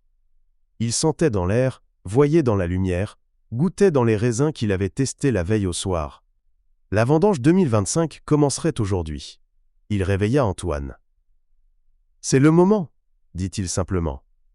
Les raisins sont prêts. » Ils mangèrent un petit déjeuner rapide, puis marchèrent dans le vignoble, alors que l'aube pointait à peine. Claude goûta une dernière fois, vérifiant, confirmant. Oui, parfait. Le moment était exactement bon. Maintenant, dit-il à Antoine, nous commençons. 56e vendange pour moi. 2e pour toi. Mais les raisins ne savent pas combien de fois nous avons fait ça. Ils demandent seulement qu'on les traite avec respect, avec soin, avec gratitude. Alors nous le faisons. Ils commencèrent à récolter, grappe après grappe, rangée après rangée. Le soleil montait, réchauffant la colline. Les paniers se remplissaient du fruit gonflé de jus. Les chansons anciennes de vendange flottaient dans l'air. Le cycle continuait, comme il avait continué pendant 300 ans, comme il continuerait pour les siècles à venir. Partie 5, le départ et la compréhension.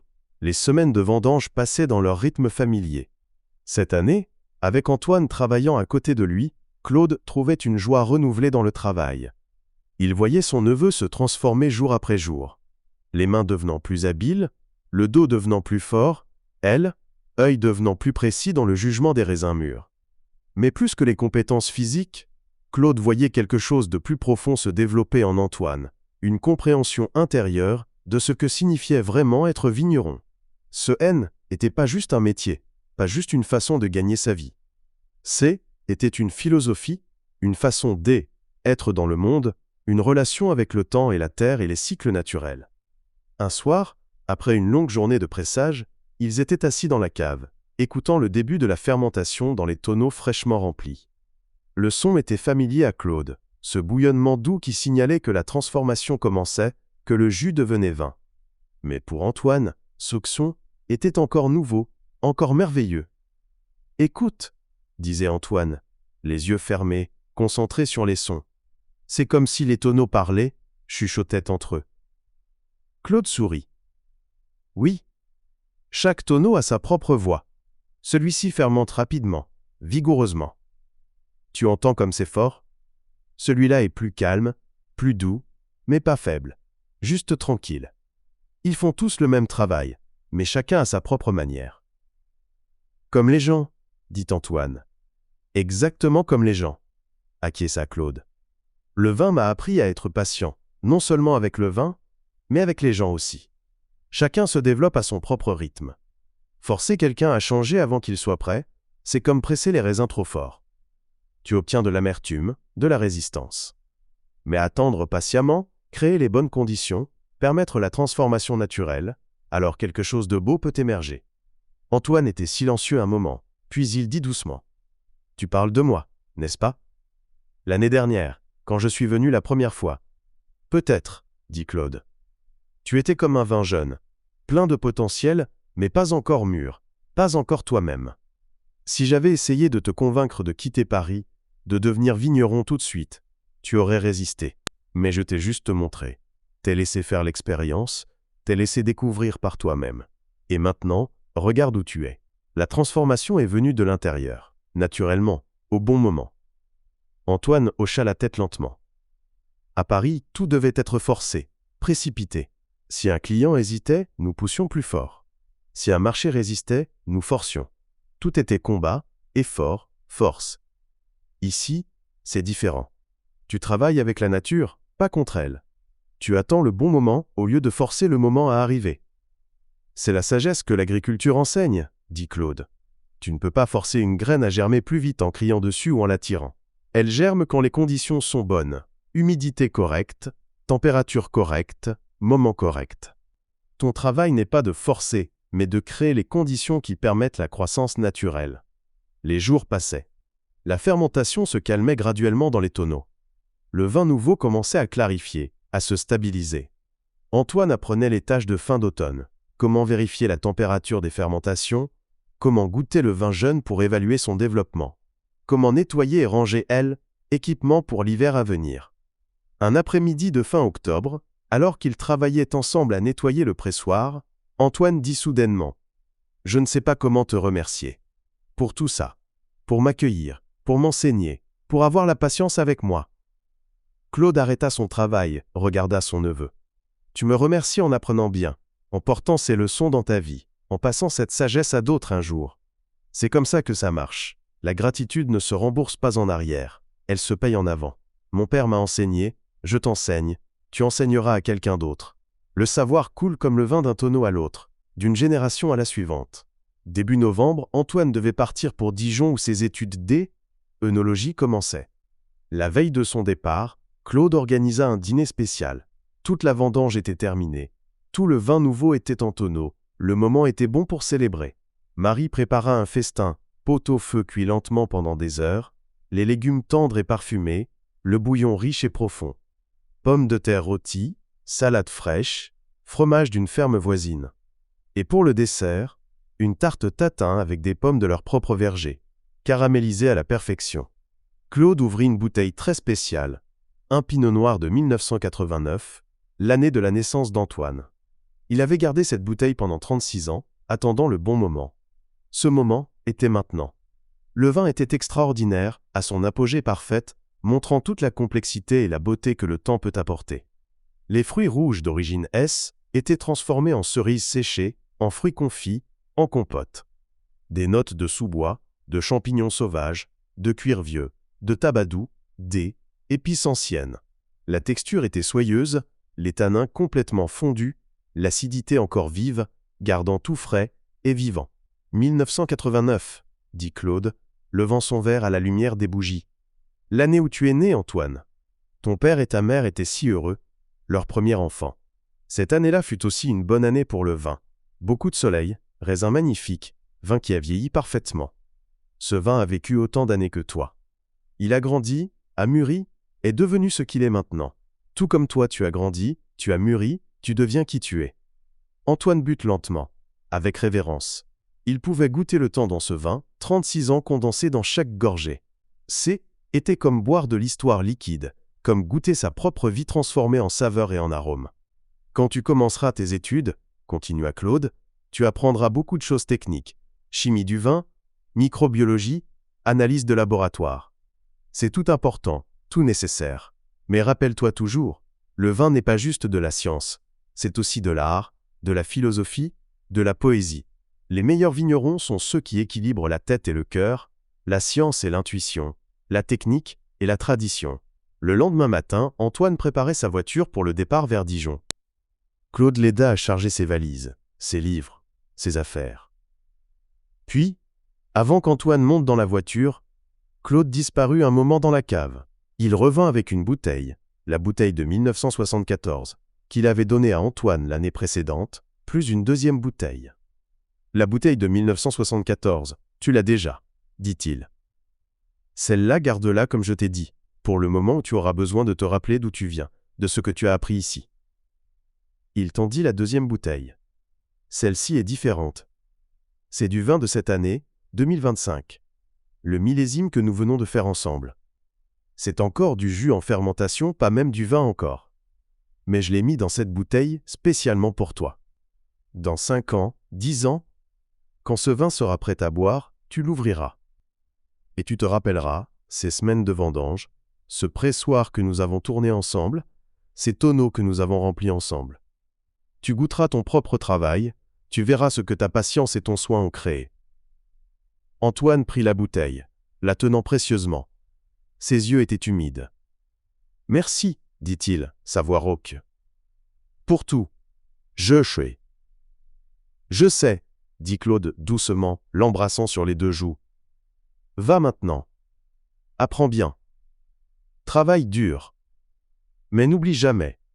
Le meilleur apprentissage vient de faire, pas juste étudier. Reviens chaque été, chaque vendange.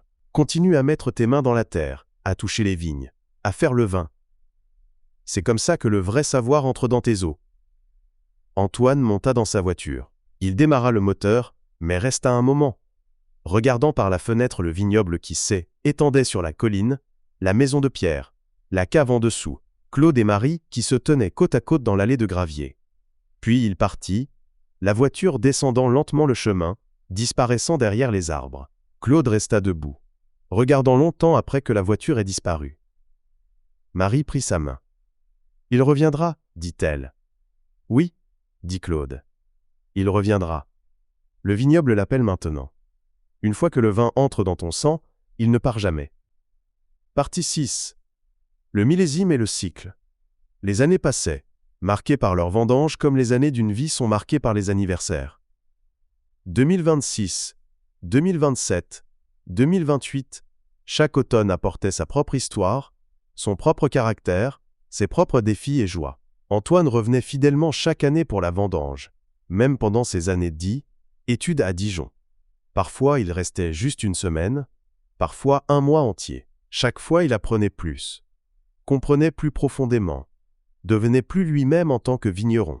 Après ses études, il travailla dans d'autres vignobles. 6 mois en Champagne, 1 an dans le Rhône, un été en Allemagne dans les vignobles de Riesling le long du Rhin. Chaque expérience ajoutait à son savoir, élargissait sa perspective. Mais toujours, il revenait en Bourgogne, à ce vignoble sur cette colline, à Claude et Marie, et aux vignes qui l'avaient appelé. En 2029, quand Claude avait 74 ans et commençait à sentir le poids de l'aile, âge dans ses os, Antoine revint définitivement. Pas comme visiteur, pas comme apprenti, mais comme vigneron à part entière, prêt à prendre plus de responsabilités, à partager le fardeau et la joie du travail. Ils travaillaient ensemble maintenant, oncle et neveu, anciens et nouveaux, continuant le cycle que la famille avait maintenu pendant plus de 300 ans. Un matin d'automne, en 2030, la 60e vendange de Claude, la 6e d'Antoine depuis qu'il était revenu sérieusement au vignoble. Ils marchaient ensemble dans les vignes à l'aube, comme ils l'avaient fait tant de fois maintenant. Claude marchait plus lentement qu'avant, s'appuyant légèrement sur une canne. Mais ses yeux étaient encore vifs, ses mains encore sûres quand il touchait les raisins, son palais encore précis quand il les goûtait. « Cette année est bonne, » disait-il, goûtant un grain de pinot noir du sommet de la colline. Équilibrée, harmonieuse. Pas spectaculaire peut-être, mais solide, fiable. Les vins seront élégants, raffinés. Bons pour le vieillissement. Antoine goûtait du même endroit, hochant la tête. Je suis d'accord. Le millésime me rappelle 2024, cette première année où j'ai travaillé avec toi. Tu te souviens ? Bien sûr que je me souviens, dit Claude, souriant. Chaque millésime, je me souviens. Ils sont tous différents, tous uniques, tous précieux d'une façon ou d'une autre. Ils continuèrent à marcher, vérifiant les différentes parcelles, évaluant la maturité, décidant quand commençait la récolte. Le processus était naturel maintenant pour Antoine. Il lisait les raisins presque aussi bien que Claude, ses décisions étaient sûres, son jugement fiable. « Tu es prêt ?» dit Claude soudainement. « Prêt pour quoi ?» demanda Antoine. « Pour prendre le vignoble ?» dit Claude. « Pour être le maître vigneron ? Je serai toujours là pour conseiller, pour aider, mais c'est ton temps maintenant. Tes décisions, ta responsabilité, ton vignoble. » Antoine s'arrêta, regardant son oncle avec surprise. « Tu es sûr ? Je veux dire, je sais que nous en avons parlé, mais... »« Je suis sûr, » dit Claude fermement. « J'ai 75 ans. J'ai fait 60 vendanges. C'est assez. Mon père m'a passé le vignoble quand il avait 70 ans et j'en avais 30. Maintenant, j'ai 75. Tu en as 41. Le moment est bon. Le cycle continue. Il se tenait dans le vignoble, le soleil levant peignant le ciel en or et rose, les vignes lourdes de raisins presque mûrs tout autour d'eux. Un moment suspendu dans le temps, Un moment de passage, de transmission. « Je ferai de mon mieux, dit Antoine doucement. Je porterai la responsabilité avec honneur. Je maintiendrai la qualité, la tradition. Je ferai du vin dont tu seras fier. »« Je sais, dit Claude. Je t'ai regardé grandir, apprendre, devenir qui tu es. Tu es prêt. Le vignoble sera en bonne main. » La vendange de cette année se déroula comme toutes les autres. Le même rythme ancien, les mêmes tâches familières, les mêmes chansons chantées en travaillant. Mais il y avait quelque chose de différent aussi. Une conscience que était un moment de transition, que quelque chose changeait, que le cycle tournait encore. Antoine prenait plus de décisions maintenant. Quand commencer chaque parcelle, comment organiser le travail, quels raisins presser ensemble. Claude observait, conseillait quand demandait, mais reculait, laissait Antoine diriger. Un soir tard dans la vendange, alors qu'ils étaient assis dans la cave écoutant le nouveau vin fermenté, Antoine dit « Tu te souviens quand tu m'as donné cette bouteille de 2025 ? Le millésime que nous avions fait ensemble ma deuxième année ?»« Oui, dit Claude. Je l'ai ouverte la semaine dernière, dit Antoine. 5 ans maintenant qu'elle était en bouteille. Le vin était magnifique. Tout ce que j'espérais. Mais tu sais ce qui était le plus extraordinaire ? En le buvant, je pouvais me rappeler exactement cette rangée de vignes où ces raisins avaient poussé, ce jour ensoleillé où nous les avions récoltés, le pressoir que nous avions tourné ensemble, le tonneau où le jus avait fermenté. Tout était là, préservé dans le vin aussi clair que Siki était hier. « C'est la magie du vin ?» dit Claude. Il capture le temps, le préserve, le rend accessible même des années plus tard. Chaque bouteille est une capsule de temps, un portail vers le passé. J'ai compris quelque chose ce soir-là, continua Antoine. Cette bouteille ne parlait pas juste du passé, elle parlait aussi du futur. Parce que maintenant je fais du vin qui sera bu dans 5 ans, 10 ans, 20 ans. Des gens que je ne connais pas encore boiront ce vin, goûteront cette saison, ce vignoble, ce soin que nous mettons dans notre travail. C'est traima, diseki bitudumolutunem. C'est une responsabilité profonde. Un privilège, Claude hocha la tête. Maintenant tu comprends vraiment ce que signifie être vigneron. Ce n'est pas juste un travail agricole. C'est être gardien d'un patrimoine, être lien entre passé et futur, être créateur de quelque chose qui vivra longtemps après nous. Les mois passaient. L'hiver arriva, puis le printemps 2031. Les vignes éveillaient encore, les bourgeons s'ouvraient encore, le cycle continuait encore. Mais maintenant était officiellement le vignoble d'Antoine moi. Les papiers transférés, la responsabilité passée, même si Claude était toujours là, toujours impliqué, toujours une présence sage et aimante. Un jour de printemps, alors qu'Antoine taillait les vignes avec Claude marchant lentement à ses côtés, il parlait de l'avenir. « Tu vas te marier un jour ?» demanda Claude. « Avoir des enfants ?» Antoine rit. « Peut-être. Il y a une femme à Beaune-Sophie. Elle travaille dans une cave coopérative là-bas. On se voit depuis quelques mois. C'est prometteur. » « Bien, dit Claude. Le vignoble a besoin de famille. Une nouvelle génération pour apprendre, pour porter le nom en avant. Mon grand-père a planté pour moi. J'ai planté pour toi. Tu planteras pour tes enfants, peut-être. Si j'en ai, dit Antoine. Tu en auras, dit Claude avec certitude. Le vignoble appelle les gens dont il a besoin. Tu es venu quand sec. Était ton temps. Tes enfants viendront quand ce sera leur temps. Ils continuèrent à travailler, coupant les sarments morts, formant les vignes pour la nouvelle saison. Le travail était méditatif, répétitif, satisfaisant. Les mains d'Antoine étaient sûres maintenant, rapides mais précises. Il ne pensait plus à chaque coupe. Ses mains savaient, son corps savait. Le travail coulait naturellement. Été 2031, une année plus tard. Antoine et Sophie étaient mariés maintenant. Une belle cérémonie dans le village, la réception dans le vignoble sous un ciel bleu parfait. Claude et Marie étaient rayonnants, heureux de voir leur neveu heureux, heureux de voir le vignoble, avoir une nouvelle femme, possiblement une nouvelle génération à venir. Sophie s'adaptait bien à la vie du vignoble. Elle avait grandi dans une famille de vin aussi, comprenait le rythme, les demandes, les joies et les défis. Elle et Antoine travaillaient ensemble, créant leur propre rythme, leur propre façon de faire les choses, tout en respectant la tradition. Septembre 2031 arriva. Encore une vendange, encore un cycle. Claude, maintenant 76 ans, travaillait moins physiquement, mais était toujours là chaque jour, conseillant, observant, goûtant, partageant sa sagesse. Un matin pendant la vendange, alors qu'il pressait les raisins dans le vieux pressoir, Antoine dit à Don: « Claude, je vais faire quelque chose de différent cette année. Une expérience. » « Oh » dit Claude, intéressé. « Une petite cuvée, juste 2 tonneaux, où je vais utiliser des levures sauvages, comme toujours, mais aussi laisser fermenter un peu plus chaud que d'habitude.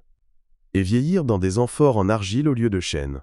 J'ai lu sur cette technique, très ancienne, méditerranéenne. Je veux essayer, voir ce que ça donne avec nos raisins. » Claude était silencieux un moment. Puis il sourit. « Bien, c'est bien. Chaque génération doit expérimenter, essayer de nouvelles choses, pousser les limites, tout en respectant la base. Mon père a introduit certains tonneaux neufs, quand tout le monde utilisait seulement de vieux tonneaux. J'ai commencé à récolter un peu plus tôt pour garder plus d'acidité quand le climat se réchauffait. Maintenant toi, tu essaieras les amphores. Le vignoble vit parce qu'il évolue, parce que chaque génération apporte ses propres idées. Et si ça échoue ? Demanda Antoine. Alors tu apprendras de l'aile. Échec, dit Claude. Les échecs enseignent autant que les succès, parfois plus. Tant que tu expérimentes avec respect, avec réflexion, avec humilité, c'est bon. Le vin pardonne l'expérimentation honnête. C'est l'arrogance, la précipitation qu'il ne pardonne pas. L'automne devenait hiver. Le vin nouveau fermentait dans les tonneaux, et pour la première fois en plus de 300 ans. Aussi dans 2 amphores d'argile espagnole qu'Antoine avait achetés. L'expérience était en cours, l'avenir est, écrivait. Claude passait plus de temps maintenant à juste être moins. S'asseoir dans le vignoble, regarder les saisons passées, se rappeler les décennies de travail, sentir la satisfaction de voir le vignoble en bonne main, de voir le cycle continuer. Par une soirée d'hiver, assis devant le feu avec Marie, buvant un vieux chardonnay, il dit: « J'ai eu une bonne vie. Une vie riche, pleine de sens. Le vin m'a enseigné comment vivre, patiemment, en connexion avec la terre, en respectant le temps. Le vignoble m'a donné un but, une raison d'être. Et maintenant, voir Antoine porter tout en avant, c'est une joie profonde. Je peux laisser aller, sachant que tout continuera. » « Pas encore, » dit Marie fermement. « Tu as encore des années de bon travail en toi. Des vendanges à voir, des vins à goûter, des petits-enfants à enseigner peut-être. » Claude rit. « Peut-être. On verra ce que le temps apporte. C'est la leçon du vin.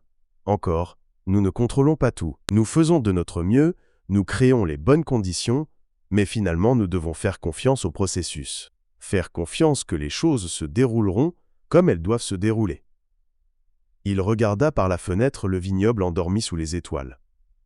Les vignes nues attendaient patiemment le printemps, comme elles l'avaient fait pendant des siècles, comme elles le feraient pendant des siècles de plus. « Le raisin devient vin à travers une transformation patiente, » dit-il doucement, presque pour lui-même. Pas forcé, pas précipité, juste tendu soigneusement et donné le temps. Une personne devient elle-même de la même façon. Tendresse douce, conditions appropriées, attente patiente, pendant que le caractère se développe comme le vin se développe dans le tonneau. Le vigneron ne fait pas le vin, continua-t-il. Le vigneron crée les conditions pour que le vin se fasse lui-même. Même chose avec la vie. Nous ne forçons pas la croissance, nous créons les conditions pour la croissance. C'est la sagesse du vin, la paix de la vendange, l'abondance que la patience apporte. Il leva son verre à la lumière du feu, regardant le liquide doré attraper et refléter les flammes. Que la paix du vigneron apporte un sommeil doux, un repos d'automne, et l'aide du mine peor, et veille patient de demain. Dehors, le vent murmurait doucement dans les branches nues des vignes. La lune montait lentement dans le ciel clair d'hiver. Le vignoble dormait, rêvait, attendait.